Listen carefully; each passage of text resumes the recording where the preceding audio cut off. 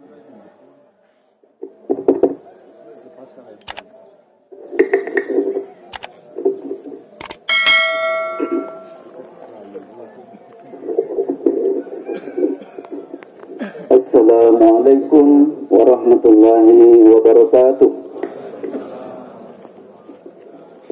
Allahu Akbar, Allahu Akbar, Allahu Akbar, Allahu Akbar, Allahu Akbar, Allahu Akbar, Allahu Akbar, Allahu Akbar, Allahu Akbar, Allahu Akbar kabira, walhamdulillahi katsira, wa subhanallahi bukratan wa asila. Alhamdulillahi hamdan katsiran kama amar. Nahmaduhu subhanahu wa ta'ala alladhi ja'ala Muhammadan imaman lana wa lisairil bashar. Ashhadu an la ilaha illallah wahdahu la syarika lah wa ashhadu anna Muhammadan abduhu wa rasuluh al-mab'utsu lin-nasi liyunqidhahum min kaidi syaitan wa yunajjihim min adzabil nar. Allahumma salli wa sallim wa barik ala Muhammadin wa ala alihi al-athhar wa ashabihi al-akhyar wa man tabi'ahu bi ihsan ila yaumil mahsyar. Amma ba'd, usikum wa iyaya bi taqwallahi faqad fazal muttaqun. Qala Allah ta'ala fil Qur'anil Karim wa huwa asdaqul qailin. A'udzu billahi minasy syaithanir rajim. Bismillahirrahmanirrahim.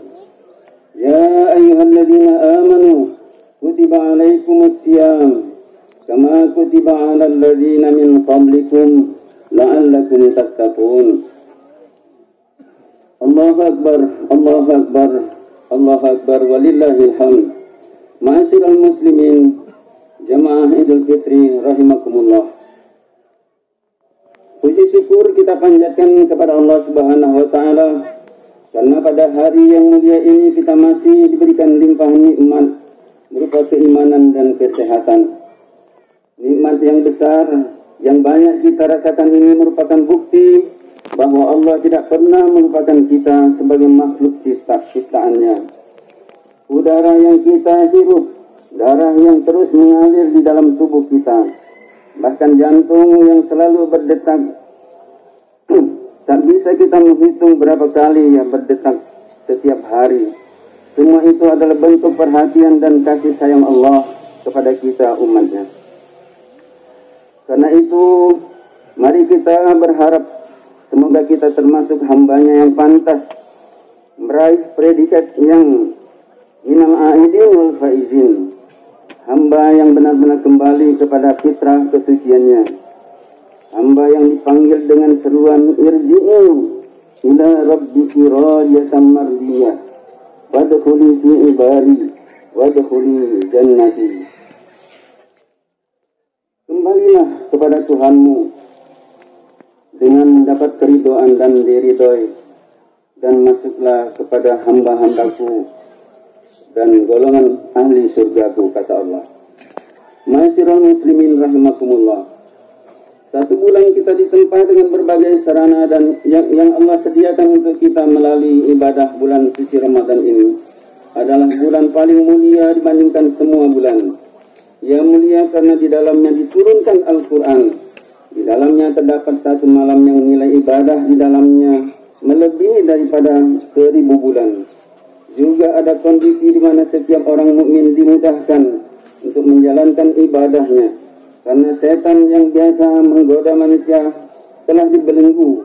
Pintu-pintu surga yang selalu menjadi harapan orang-orang mukmin telah dibuka lebar-lebar dan pintu neraka ditutup rapat-rapat. Semua itu dibungkus dengan sebuah ibadah wajib, yaitu berupa puasa Ramadan selama 1 bulan yang memiliki nilai-nilai edukasi multidimensi. Maka sudah selayaknya pada hari ini kita berbahagia. Sudah sepatutnya kita mengagungkan asma Allah dan bersyukur atas karunia-Nya yang agung. Bahkan Rasulullah juga membolehkan kita untuk merayakan hari ini dengan melakukan kesenangan yang sifatnya mubah, seperti memakai baju baru, memakan makanan yang enak lezat. Akan tetapi sebenarnya siapakah yang benar-benar berhak meraih kebahagiaan sehingga layak mendapatkan ucapan selamat merayakan Idul Fitri ini? Sejatinya yang berbahagia dan layak mendapatkan ucapan selamat pada hari ini adalah: pertama, mereka yang mampu menata dan mengendalikan dirinya selama 1 bulan dengan melaksanakan ibadah puasa. Puasa yang bukan sekadar menahan lapar dan dahaga saja, tetapi puasa yang melibatkan seluruh anggota tubuh seorang muslim. Puasa yang membuatnya mampu menahan lidahnya dari berkata yang sia-sia atau kotor, menggunjing, berdusta, dan dosa-dosa lisan lainnya. Puasa yang menjadikan matanya tidak melihat aurat yang diharamkan. Puasa yang membuat tangan dan kakinya tidak melakukan atau bahkan mendekati perkara yang dilarang atau diharamkan oleh Allah Subhanahu wa Ta'ala. Yang kedua, yaitu mereka yang mengisi detik-detik di bulan Ramadan dengan berbagai ketaatan dalam usaha untuk meraih dan mendekatkan diri kepada Allah. Mereka tidak melewatkan waktunya untuk hal yang sia-sia dan tak berguna. Hari-harinya penuh dengan salat tarawih, tadarus Al-Quran, zikir pagi dan petang, salat sunnah, salat berjamaah di masjid, dan seterusnya. Yang ketiga adalah mereka yang menggali ajaran Islam dan berdialog dengan penuh berperadaban tentang berbagai hal tentang Islam. Mereka mendatangi majelis-majelis ilmu, mengikuti berbagai kajian yang begitu semarak di bulan Ramadan ini. Rasa haus akan ilmu tentang keislaman membuat mereka bersemangat memperdalam pemahaman tentang agama mereka sendiri. Yang keempat adalah mereka yang berbuat baik kepada sesama dengan bersedekah, memberi pembukaan puasa, memberi hadiah dan kebaikan-kebaikan lainnya. Mereka memahami betul bahwa di antara tujuan ibadah puasa adalah untuk menumbuhkan kepedulian sosial kepada masyarakat di sekitarnya dan agar dapat merasakan kesusahan yang dirasakan oleh saudara sesamanya. Maka mereka pun berusaha meringankan kesusahan yang dialami oleh saudara-saudara muslim lainnya dengan membagikan sebagian rezeki yang dia dapatkan sehingga kebutuhan yang membutuhkan tersebut dapat terpenuhi. Lalu mengapa mereka layak merayakan kebahagiaan itu? Karena semua yang mampu mereka lakukan sebenarnya merupakan anugerah dari Allah, dan Allah sendiri memerintahkan kita untuk bergembira dan berbahagia atas semua anugerah yang Allah berikan. Allah berfirman, A'udzubillahi minasyaitonir rajim. Qul bi fadlillahi wa bi rahmatihi fabidzalika falyafrahu huwa khairum mimma yajma'un. Yunus ayat 58. Maka dengan anugerah Allah dan berkat kasih sayangnya lah, maka karena itu kamu hendaklah bergembira. Hal itu lebih baik dan lebih besar pahalanya. Dan Rasulullah SAW dalam hal ini juga telah menyampaikan dalam sabda beliau, "Lisa'imi farhatun inda iftari, inda fitrihi, wa farhatun inda liqa'i rabbih." Bagi orang-orang berpuasa mendapatkan dua kegembiraan, yaitu kegembiraan ketika berbuka atau beridul fitri sekarang ini, dan kegembiraan ketika bertemu dengan wajah Tuhannya. Hadis riwayat muttafaqun alaih. Allahu Akbar, Allahu Akbar, Allahu Akbar, walillahil hamd. Ma'asyiral muslimin rahimakumullah. Dalam kesempatan ini kita perlu mengingat kembali bahwa tujuan puasa adalah untuk meraih ketakwaan yang dimensinya sangat luas. La'allakum tattaqun. Dan di antara makna takwa adalah bagaimana kita melakukan kehati-hatian dalam bersikap, sebagaimana yang dijelaskan dalam dialog antara Umar ibn Khattab dan Ubay bin Ka'ab ketika Umar bertanya kepada Ubay, "Wahai Ubay, apakah takwa itu?" Dijawab oleh Ubay, "Wahai Amirul Mukminin, Apakah engkau pernah melangkahkan kaki pada jalan yang di dalamnya penuh duri? Jawab Umar, benar, pernah saya lakukan. Terus apa yang Anda lakukan, kata Ubay?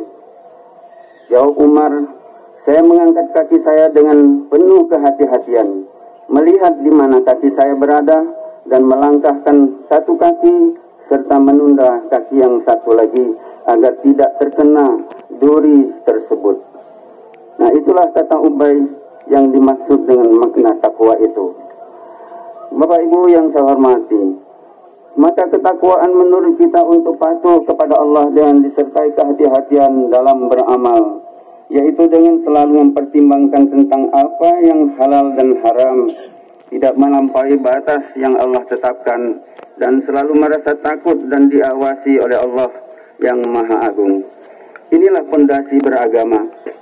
Dengannya seorang muslim akan sampai kepada tingkat keyakinan yang kuat, sehingga hati dan jiwanya menjadi teguh dalam berislam. Meski kesempatan ada dan kita mampu untuk melakukan perbuatan maksiat, namun itu tidak kita lakukan karena kita sudah bersikap istiqomah untuk tetap berpegang kepada ajaran yang benar. Di antara kehati-hatian yang harus menjadi sikap seorang muslim setelah 1 bulan puasa Ramadan kita lakukan adalah berhati-hati dalam mendapatkan harta. Al-Quran menyebutkan dalam surat Al-Baqarah ayat 188 setelah menyebut ayat-ayat tentang ibadah puasa pada ayat 183 sampai 187. Allah berfirman, A'udzubillahi minasyaitonirrajim. Wa la ta'kulu amwalakum bainakum bil batil wa tudlu biha ilal hukam. Ta'kulu fariqam min amwalin nasi bil ismi wa antum ta'lamun. Dan janganlah sebagian kamu memakan harta sebagian yang lain di antara kamu dengan jalan yang batil. Kamu membawa urusan harta itu kepada hakim supaya kamu mendapatkan sebagian dari harta benda yang orang lain yang tidak berdosa, padahal kamu mengetahui. Ayat ini memberi konfirmasi bahwa seorang yang telah berhasil mengendalikan hawa nafsunya dengan berpuasa seharusnya menjadi orang yang sangat berhati-hati dalam mendapatkan harta. Kenapa?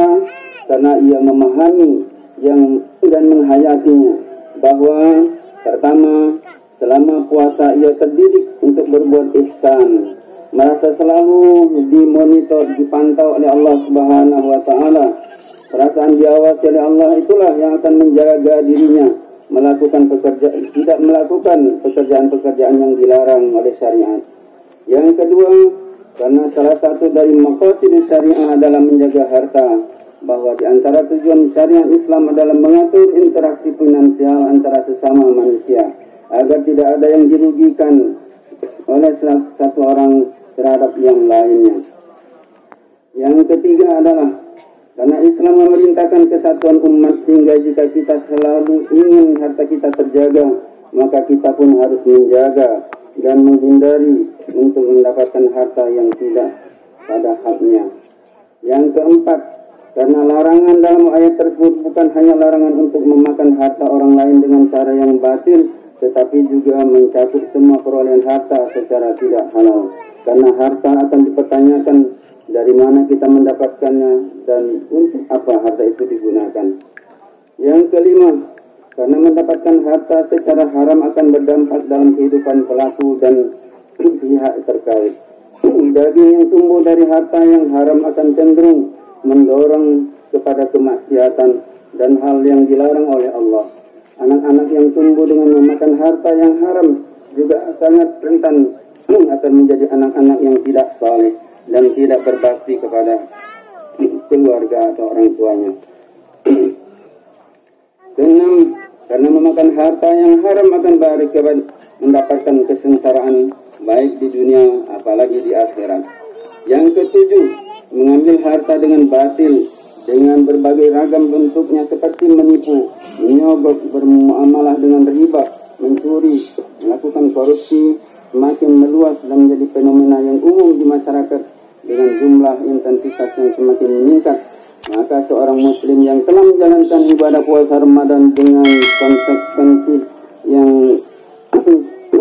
tidak ingin hanyut dalam fenomena sosial yang menyimpang tersebut dan semakin berhati-hati dalam mendapatkan harta yang halal. Masyarul muslimin, ada satu kisah yang menggambarkan profil orang yang penuh kehati-hatian dalam mendapatkan harta. Diriwayatkan oleh Al-Bukhari dan Muslim dalam sahihnya melalui Abu Hurairah radhiyallahu anhu. Ia berkata bahwa Rasulullah bersabda, ada seorang laki-laki membeli sebidang tanah dari laki-laki yang lain. Laki-laki pembeli tanah itu menemukan gentong berisi emas di tanah tersebut. Lalu pembeli berkata kepada si penjual, ambillah emasmu dariku, aku hanya membeli tanah darimu dan tidak membeli emas. Lalu pemilik tanah sekaligus penjual juga menjawab, aku menjual tanah ini termasuk apa yang ada di dalamnya, katanya. Lalu keduanya bertahkim kepada seorang laki-laki. Laki-laki pengadil ini bertanya, apakah kalian mempunyai anak? Salah satunya menjawab, benar kami mempunyai anak laki-laki, katanya. Sementara yang lain menjawab juga, aku mempunyai anak perempuan, katanya. Lalu pengadil itu berkata, kalau begitu silahkan dinikahkan saja anak-anak kalian itu. Lalu infakkan hartanya kepada anak-anak itu sebagai bentuk sedekah kepada mereka.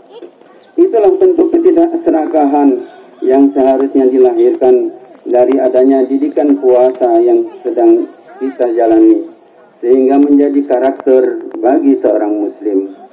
Allahu Akbar, Allahu Akbar, Allahu Akbar, walillahil hamd. Ma'asyiral muslimin rahimakumullah. Pertanyaan yang selalu menggelitik adalah, apakah puasa kita berhasil membentuk karakter takwa dengan wujud sikap kehati-hatian seperti itu tadi? Sebenarnya jawabannya atas pertanyaan itu terdapat dalam diri kita masing-masing, yaitu bahwa puasa yang berkualitas seharusnya mampu merubah perilaku orang-orang yang melaksanakan puasa itu sendiri. Jika tidak ada akhlak dan perilaku yang berubah setelah Ramadan itu berlalu, maka itu menandakan bahwa puasa kita tidak berkualitas. Jika seorang yang berpuasa masih merasa nyaman untuk melakukan hal-hal yang menyimpang dari aturan syariat, itu berarti bahwa ia tidak menghayati puasa yang dijalankannya. Oleh karena itu, agar suasana hati dan kualitas keimanan kita tetap terjaga setelah Ramadan ini berlalu, maka kita harus berusaha melanggengkan semangat dan amalan di bulan Ramadan itu. Kita harus kembali ke masjid-masjid. Kita bersegera kembali melakukan puasa-puasa sunnah, khususnya di bulan Syawal ini. Kita harus terus dekat dengan Al-Quran dengan senantiasa membaca, memahami dan mengamalkan isinya. Kita harus tetap bergaul dengan orang-orang yang baik-baik dan saleh. Kita harus terlibat dalam dakwah dan program-program kebaikan untuk umat. Kita harus kokohkan keluarga dan lingkungan sekitar kita, dan harus memperkokoh kondisi umat Islam dalam berbagai sisi kehidupan, baik pendidikan, sosial, ekonomi, dan politik. Seluruh kebaikan yang sudah kita tanamkan pada bulan Ramadan perlu tetap kita tingkatkan setelah Ramadan itu berlalu. Allah Subhanahu wa taala berfirman dalam hal ini, A'udzubillahi minasyaitonir rajim.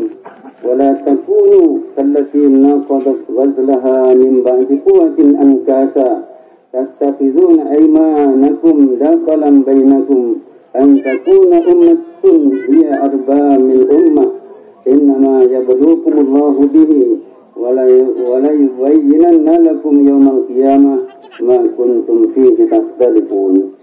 Dan janganlah kamu seperti seorang perempuan yang menguraikan benangnya yang sudah dipintal dengan kuat kokoh menjadi cerai-berai kembali.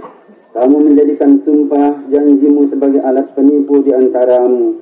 Sebabkan golongan kamu yang lebih banyak jumlahnya dari golongan yang lain merasa lebih kuat. Sesungguhnya Allah hanya menguji kamu tentang hal itu. Dan sesungguhnya di hari kiamat akan dijelaskannya kepada kamu tentang yang dahulunya kamu perselisihkan. Allahu Akbar, Allahu Akbar, walillahil hamd.